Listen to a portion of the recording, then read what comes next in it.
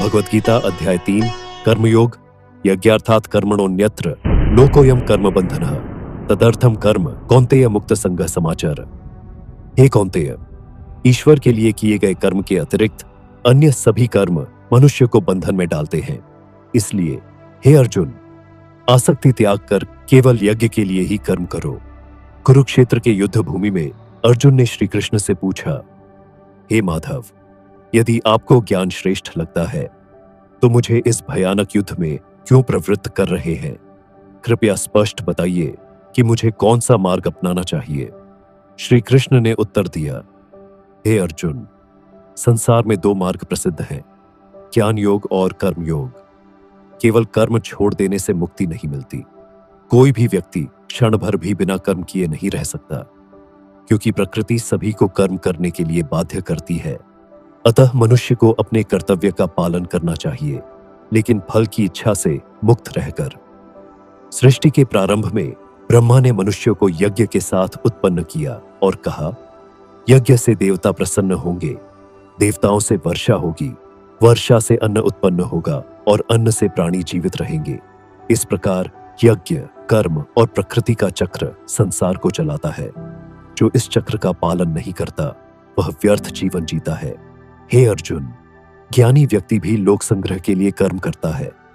जो श्रेष्ठ पुरुष करता है वही समाज के लिए आदर्श बनता है। अपने स्वधर्म का पालन करना श्रेष्ठ है, चाहे वह कठिन क्यों ना हो। दूसरे का धर्म अपनाना उचित नहीं। तुम सोचते हो कि मैं करता हूं, पर वास्तव में सभी कर्म प्रकृति के गुणों से होते हैं। ज्ञानी व्यक्ति इसे समझकर अहंकार रहित होकर कर्म करता है। अर्जुन ने पूछा, मनुष्य पाप करने के लिए किस बल से विवश हो जाता है?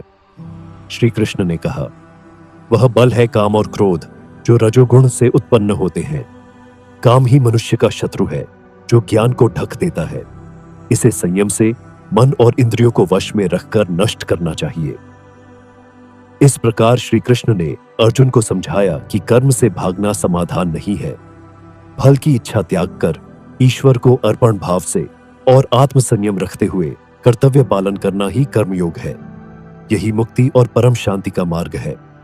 भगवद गीता का 3 अध्याय हमें सिखाता है कि कर्म से भागना समाधान नहीं है, बल्कि कर्म करते हुए फल की आसक्ति छोड़ना ही सच्चा योग है। जीवन में हर व्यक्ति को अपने कर्तव्य का पालन करना चाहिए, चाहे परिस्थितियां कितनी भी कठिन क्यों न हो। फल की चिंता छोड़कर कर्म करने से मन में शांति और स्थिरता आती है। श्री कृष्ण बताते हैं कि संसार में हर कार्य एक बड़े चक्र का हिस्सा है, जैसे यज्ञ, वर्षा, अन्न और जीवन।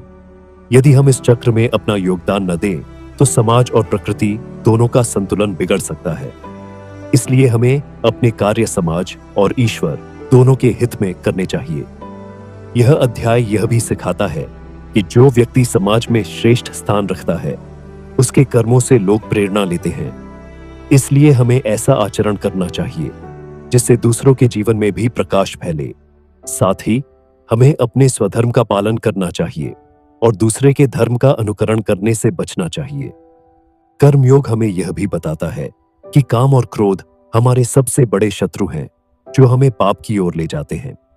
आत्मसंयम, धैर्य और ईश्वर भाव से किया गया कार्य ही हमें मुक्ति और सच्ची खुशी प्रदान करता है। इस प्रकार कर्मयोग का मार्ग अपनाकर हम न केवल अपना जीवन सफल बना सकते हैं, बल्कि समाज के लिए भी आदर्श बन सकते हैं।